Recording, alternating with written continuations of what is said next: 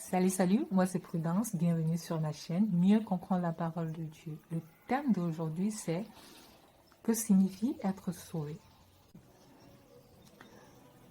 La véritable question c'est qu'est-ce que ça implique de recevoir le salut? Qu'est-ce que ça implique d'être sauvé? Qu'est-ce que nous gagnons à être sauvés? Ouais,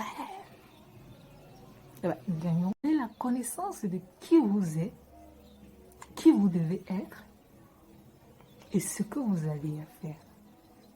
Parce que vous devez savoir que chaque être humain sur terre a un but, a une mission. Vous êtes sur terre pour quelque chose, pour une raison précise. Mais sans l'Esprit de Dieu, vous ne saurez pas.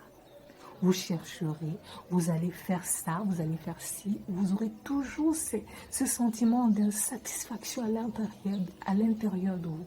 Regardez certains milliardaires dans le monde. Ils ont tout ce qu'ils veulent. Ils ont toujours l'air de chercher quelque chose d'autre pour être satisfaits.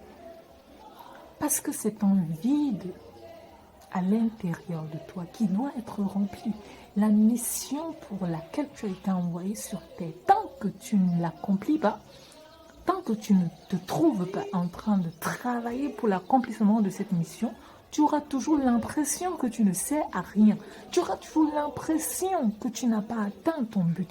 Quel que soit l'argent, les milliards, les millions, quelles que soient les maisons, les voitures, les femmes, tu auras toujours ce sentiment d'insatisfaction.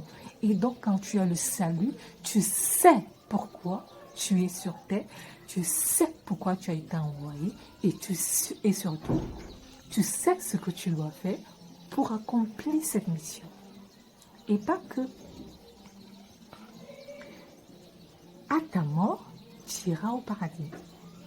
Tu vivras éternellement dans la plénitude de l'esprit. Tu vivras avec le Seigneur.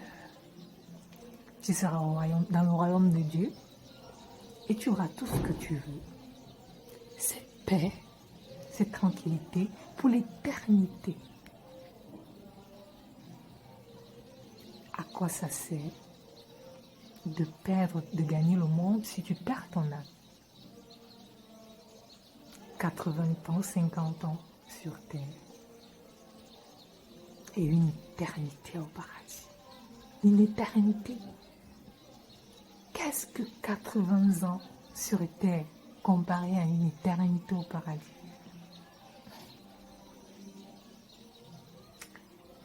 Vous devenez, et pas que, parce que aussi, vous devenez fils de Dieu.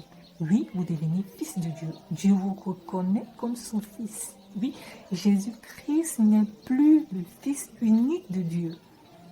Jésus-Christ est l'un des fils de Dieu parce que Dieu a beaucoup de fils maintenant. Avec votre prière du salut, vous devenez un fils de Dieu. Avec les avantages qui vont avec. Et pas que, j'oubliais,